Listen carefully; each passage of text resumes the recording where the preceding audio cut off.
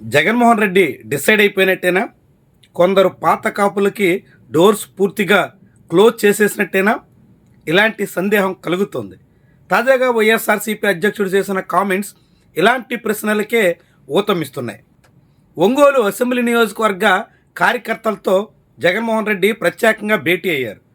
ఆ సమావేశం సందర్భంగా చివరిలో వైఎస్ జగన్ చేసిన కామెంట్స్ ఇప్పుడు ఇలాంటి చర్చకే ఆస్కారం ఇస్తున్నాయి.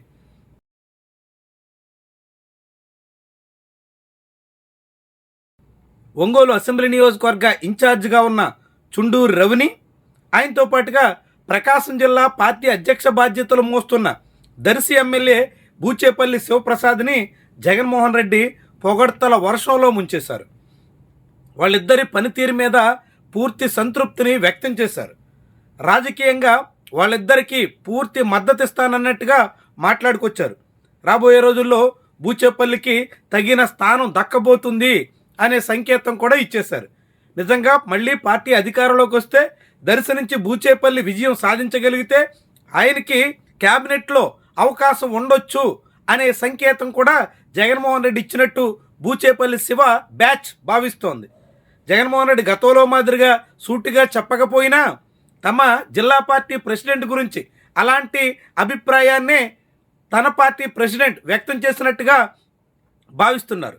మొత్తంగా ఏమైనా ఇప్పుడు రాజకీయంగా జగన్మోహన్ రెడ్డి చేసినటువంటి కామెంట్స్ కారణంగా చాలామంది వైఎస్ఆర్సీపీ పాత కాపుల గుండెల్లో రైళ్లు పరిగెట్టే పరిస్థితి వచ్చేసింది. పార్టీ కష్టకాలంలో వీడి ఇతర పార్టీల వైపు వెళ్ళిపోయినటువంటి చాలామంది నేతలు ఇప్పుడు అక్కడ ఇమ్మడలేక ఇటు రాలేక తీవ్రంగా సతమతమవుతున్నారు. అలాంటి వాళ్ళందరికీ ఇప్పుడు కాకపోయినా ఎన్నికల నాటికైనా వైఎస్ జగన్ ద్వారాలు తెరిచే ఉంచుతారు అనే అభిప్రాయం ఉంది.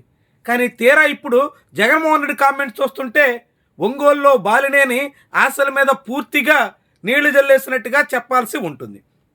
ఇలాంటి సంకేతాన్ని ఇప్పటికే ధర్మవరం మాజీ ఎమ్మెల్యే కేతిరెడ్డి వెంకటరామరెడ్డి ఇచ్చున్నారు. పార్టీని కష్టకాలంలో వదిలేసినటువంటి వాళ్ళు, కాడు వదిలేసి తమ పని కాదని పక్కకు పోయినటువంటి వాళ్ళు ఎవ్వరికీ భవిష్యత్తులో అవకాశం ఇవ్వబోము, అది తమ పార్టీ తీసుకున్న నిర్ణయం అంటూ ఆయన బాహాటంగానే వెల్లడించారు. ఇప్పుడు కేతిరెడ్డి వెంకటరామరెడ్డి చెప్పినటువంటి మాటల్ని జగన్మోహన్ రెడ్డి ధృవీకరించినట్టు అయ్యింది.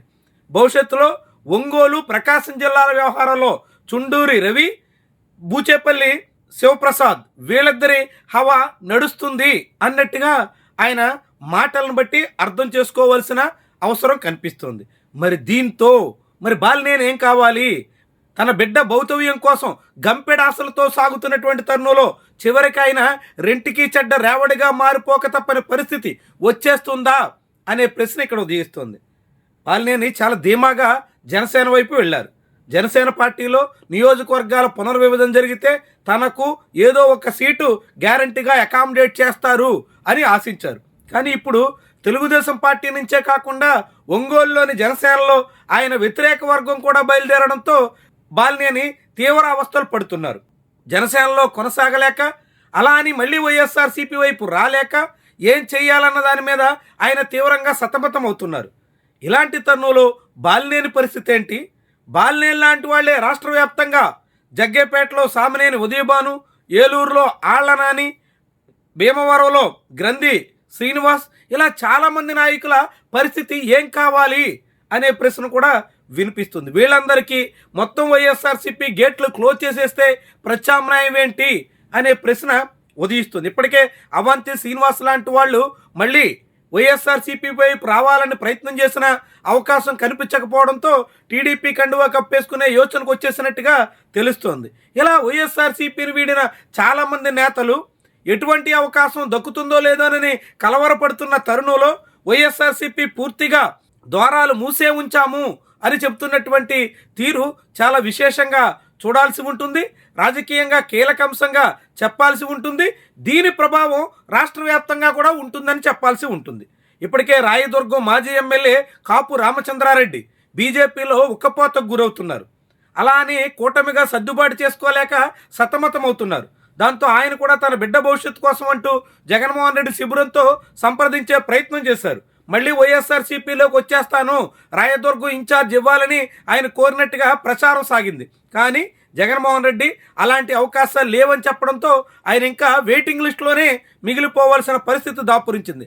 ఇలా 2024 అసెంబ్లీ ఎన్నికలకు ముందు ఆ తర్వాత ఫలితాలు రాగానే పార్టీని వీడినటువంటి చాలామంది నేతలకు జగన్మోహన్ రెడ్డి పూర్తిగా రెడ్ సిగ్నల్ ఇచ్చేస్తున్నారా అనేటువంటి సందేహం అయితే కలుగుతోంది. ఒంగోలు కార్యకర్తలతో చెప్పినటువంటి మాటలను బట్టి వచ్చే ఎన్నికల్లో అభ్యర్థులు దాదాపు ఖరారైనట్టుగా కొందరు అంచనా వేస్తున్నారు.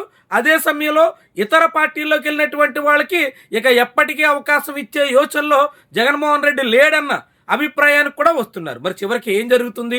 ఇదే మాట మీద జగన్మోహన్ రెడ్డి ఆఖరి వరకు నిలబడతారా? తన పార్టీ నుంచి ఇతర పార్టీలోకి వెళ్ళినటువంటి వాళ్ళని మళ్ళీ ససేమిరా అని చెప్పేస్తారా? గతంలో బుట్టా రేణుక, వరుపుల సుబ్బారావు ఇలా చాలామంది నాయకులు ఇతర పార్టీలోకి వెళ్ళి వచ్చినా వాళ్ళకి మళ్ళీ కండువా కప్పి టికెట్లు ఇచ్చిన అనుభవం జగన్మోహన్ రెడ్డికి ఉంది. మరి ఇప్పుడు అలాంటివి పునరావృతం కాకుండా తన మాటకే కట్టుబడి ఉంటారా? మళ్ళీ ఏమైనా చివరి నిమిషంలో ఒకటి అరా మాట మార్చే అవకాశం ఉంటుందా? చూద్దాం.